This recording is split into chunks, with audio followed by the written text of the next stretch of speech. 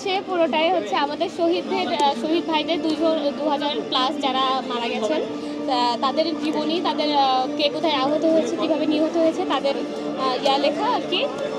আর এই বইটাতে আপনার জুন থেকে শুরু, আমাদের আন্দোলন মূলত জুন 5 থেকে শুরু হয়। জুন থেকে জুলাইয়ের 34 জুলাই পর্যন্ত যতগুলা ঘটনা প্রবাহ হয়েছে বা যতগুলা প্রোগ্রাম করা হয়েছে তার উপর বেসিস করে বইটা লেখা, আর দিনলিপি আকারে আর কি। এটা হচ্ছে ভয়তন্ত্র, আমাদের এক সহযোদ্ধা ভাইয়ের লেখা একমাত্র কবিতার বই আমাদের স্টলে। বইটা আসলে অনেক বেশি চলছে, অনেক বেশি আর কি, যারা কবিতা প্রেমী।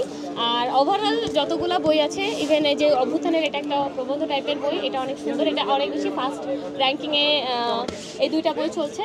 আর বাকিগুলো আলহামদুলিল্লাহ সেল হয়েছে, সবগুলো বই আসলে জুলাই ভিত্তিক। আপনারা সবাই আসুন, আমাদের কাছে বই কালেক্ট করুন। আসলে এই স্টলটা যেটা ধারণ করে আছে, এটা আমাদের 18 কোটি মানুষের অন্তরটাই এই স্টলটায় ফুটে তুলছে।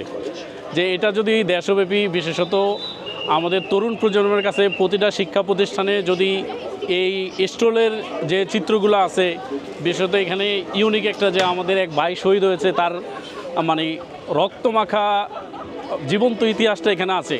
দিনগুলি হয়তো শেষ হয়ে গেছে, কিন্তু আমরা চাই না আমাদের দেশে আবার কখনো এরকম দিন ফেরত আসুক, আমার ভাইয়েরা আবার রাস্তায় রক্ত দিক। এটা আসলে জুলাইয়ের পুরোপুরি 36টা দিনের 36টা কর্মসূচিকে আমরা উঠানোর চেষ্টা করছি, যে জুলাইকেই আমরা আর কি সবার সামনে আনার ট্রাই করতেছি। আর আমরা সবাইকে এখানে আসতে বলবো। আমাদের এখানে নতুন নতুন বই এসেছে, যারা আসলে এই বইয়ের পোকা, তারা আসুক, আমাদের থেকে জুলাই সম্বলিত বইগুলা নিক, পড়ুক, জুলাইকে আবার ধারণ করুক, ভিতরে নিয়ে আসুক, নিজের সত্তাটাকে আবার সেই 36টা দিনে ফিরাই নিয়ে যাক, যাতে আমাদের বিপ্লবটা আরও সুন্দরভাবে মানুষের কাছে পৌঁছা যেতে পারে, এটুকুই আমাদের আশা।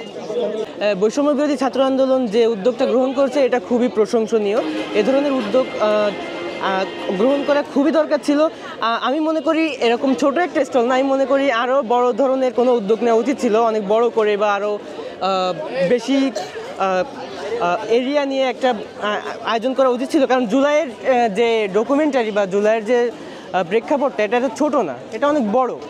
এটা এত ছোট পরিসরে করাটা হয়েছে, কিন্তু আমার মনে হয় এটা সরকারি অনুদান পেলে বা সরকারি উদ্যোগে হলে এটা আরও সুন্দর হতো, এবং এটার ভূমিকা, এটার তাৎপর্য আরও বেশি বৃদ্ধি পেত। আসলে এই জুলাই আন্দোলনটি আমাদের সকলে একটি অনবদ্য একটি আবেগ ছিল এখানে। তো আমরা সকলেই এই আন্দোলনকে আবার ফিরে পাওয়ার জন্য বইগুলো আবার পড়তেছি। তো এখানে হচ্ছে বিশেষ হচ্ছে এইবারে হচ্ছে, তার পাশাপাশি অন্য বইগুলো আছে।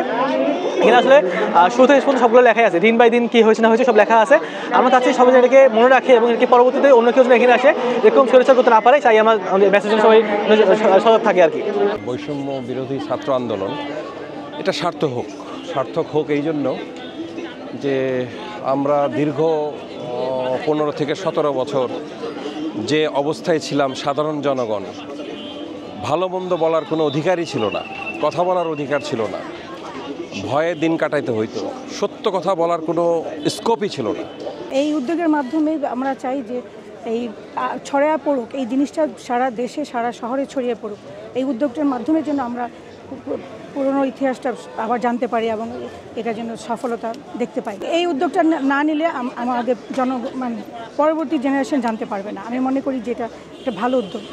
শুধুমাত্র এই ধরনের মানে ঢাকার ভেতর এরকম একটা জাতীয় আয়োজনে, এটা শুধু ঢাকার মানুষ বা এই যে এরিয়া, এখানের মানুষের ভিতরে একটি বেশি প্রভাব ফেলবে, কিন্তু আরবান বা মানে রুরাল এরিয়াগুলোতে এগুলো তেমন মানে প্রভাব ফেলবে না। সেক্ষেত্রে আমাদের প্রতিটা জেলা ভিত্তিক যে বিশ্ববিদ্যালয়গুলো আছে, কলেজগুলো আছে, স্কুলগুলো আছে, সাংস্কৃতিক কেন্দ্রগুলো আছে, বিভিন্ন আয়োজন আছে, বইমেলা আছে, বিভাগীয় বইমেলা আছে, এইগুলোতেও আমার মনে হয় শুধু বৈষম্য বিরোধী ছাত্র আন্দোলনের উদ্যোগে না, বৈষম্য বিরোধী ছাত্র আন্দোলনের সাথে সমন্বয় করে বিভিন্ন যে জুলাই ভিত্তিক যে প্ল্যাটফর্মগুলো আছে তাদের সাথে সমন্বয় করে এবং সরকারিভাবে সমন্বয় করে একটি বড় আকারে এবং সুন্দরভাবে এটি আয়োজন করা উচিত। আপনার বইগুলো ম্যাক্সিমামই আছে জুলাই পরবর্তী, জুলাইয়ের যেই পুরোপুরি 36টা দিন, জুলাইয়ের পরবর্তী সময়ের বিভিন্ন রকমের বিভিন্ন বই আসছে বিভিন্ন লেখকের। ম্যাক্সিমাম বইগুলাই আর কি জুলাইয়ের দিনলিপি টাইপের, উপন্যাস, কবিতা আসছে। তো জুলাই ভিত্তিক মোটামুটি আমরা বই পাচ্ছি ভালো মতো, প্রবন্ধও এসেছে দুই একটা, যে যারা নতুন প্রজন্ম আসছে তারা আসলে বইগুলো পড়ুক, নতুন প্রজন্মের কাছে একটা নতুন মেসেজ আসবে। ৭১-এর পরবর্তী সময় ২৪-এ যেই আন্দোলন হয়েছিল, ২৪-এর গণভুত্থানের এই বইগুলো আসলে পড়া উচিত সবার। আমার মানে ভাই বোনের যেভাবে মেরে ফেলতেছিল সেটা সহ্য করতে পারিনি আর কি। তা পরীক্ষার সমস্ত প্রস্তুতি ছেড়ে দিয়ে, পড়াশোনা বাদ দিয়ে আমি আন্দোলনে ছিলাম, মাঠে ছিলাম আর কি। আমি ৭১-এর যুদ্ধ দেখিনি, ৭১-এর পরেই আমার জন্ম হয়েছে, কিন্তু আমি এই দ্বিতীয় যুদ্ধটা দেখেছি, ২৪-এর আন্দোলন। আমাদের সোনার ছেলেমেয়েরা যেভাবে আন্দোলনে গিয়েছিল এবং তারা যুদ্ধ করেছিল, তাদের বুকে রক্ত দিয়ে যেভাবে দেশটাকে সুন্দর একটা জায়গায় নিয়ে এসছে এবং এই বৈষম্য বিরুদ্ধে আন্দোলনের, তো এটা ভবিষ্যৎ প্রজন্মের কাছে অত্যন্ত স্মৃতি হয়ে থাকবে এবং তারা জানতে পারবে যে আমরা এ দেশের জন্য অনেক কিছু করতে পারি, সত্য এবং ন্যায়ের জন্য অনেক কিছু করতে পারি। ৩৬শে জুলাই ফ্যাসিবাদ পতনের মধ্য দিয়ে আবির্ভাব হয়েছে নতুন বাংলাদেশের।